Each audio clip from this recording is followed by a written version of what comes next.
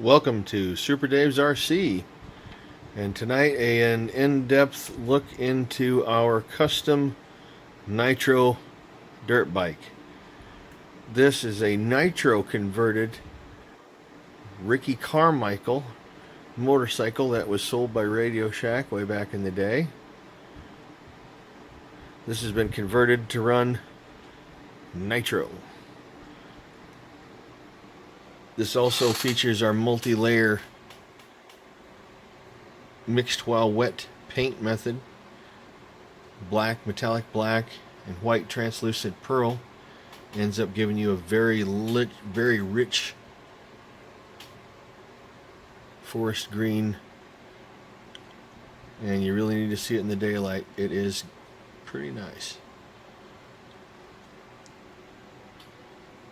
One of the challenges with this bike was trying to find a gas tank that would not only fit, but get one so I could actually refuel it without too much hassle. That one worked out perfect. Alright, I'm going to go ahead and we'll take off the rider and the body, and we'll give you a closer look. Alright.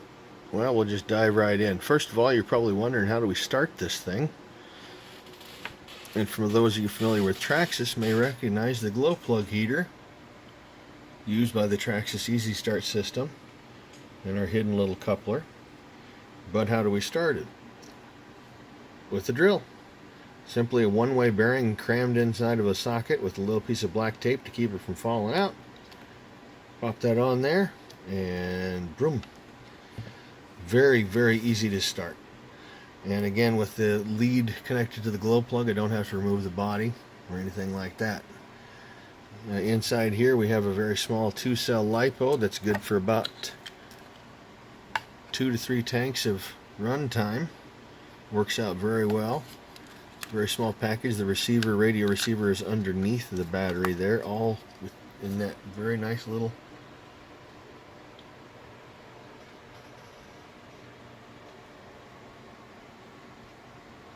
I'm an old biker. I don't like wires hanging out. Underneath, you can get a look at how the steering actually works.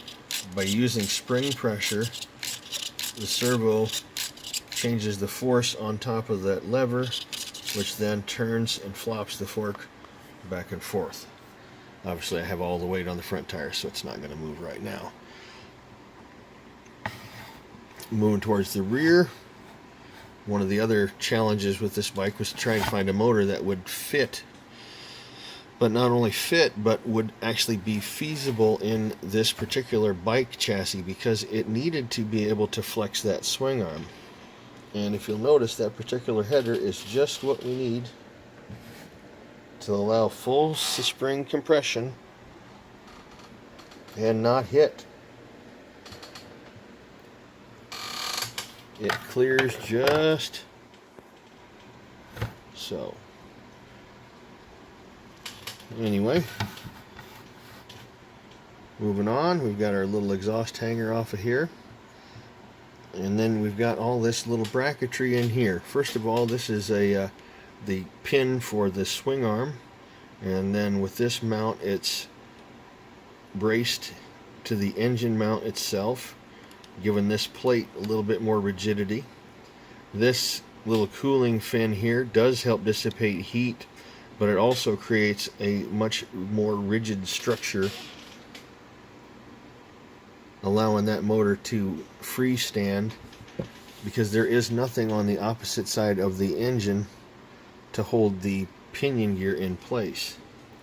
It is freestanding.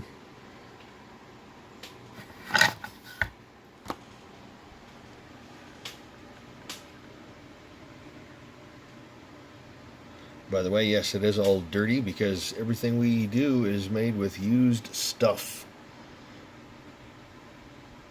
Anyway, like I said, you can see how that bracing ties everything together, and again creates a little bit of a superstructure. Now again, on this side we have our suspension that was relocated, that originally went down through into the center. It's now moved over here into the side with the aluminum bracket there, bolts going all the way through. Part of the things that I do, they may be interesting, but they are going to be functional. You'll notice the suspension brace here. It's actually all tied in there, and you may wonder, why do I have those extra little screws? Well, that particular little piece of metal that I happened to find had some extra holes, so put a couple pretty screws in there, mill them down so they fit.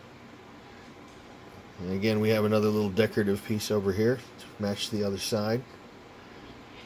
Part of the other challenge was to make sure that the spur gear and the pinion gear kept their distance and didn't have any kind of flex, and we have got it dialed in there right nicely.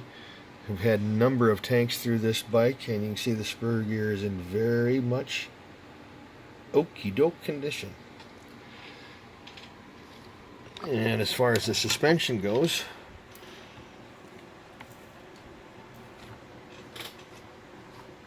we actually have pretty good articulation front and rear. The suspension itself is fairly well balanced on this bike.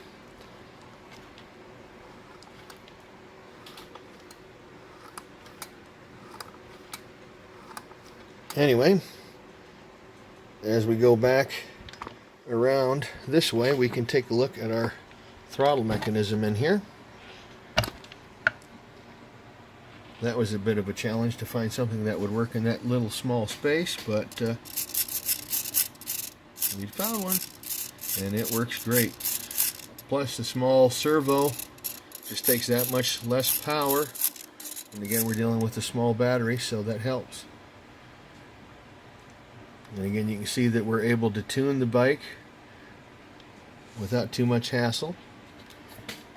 And our low speed needle is down through there. That one is takes a long reach screwdriver, but it's easy to get at once you find that screwdriver.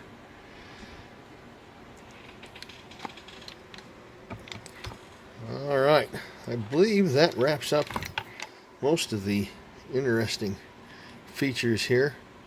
Again, that exhaust was the challenging part of finding a motor that would fit in order to allow our suspension to function properly. And that is the Nitro bike. Anyway, thank you for watching. Hope to see you out at JMW Motorsports this next weekend for the East Coast Championship, and at Halloween Monster Bash, Super Dave's annual Halloween Monster Bash at JMW October 20th. So hope to see you there for all sorts of fun and games. Bring the kids, it's going to be a good day. Anyway, have yourself a good day.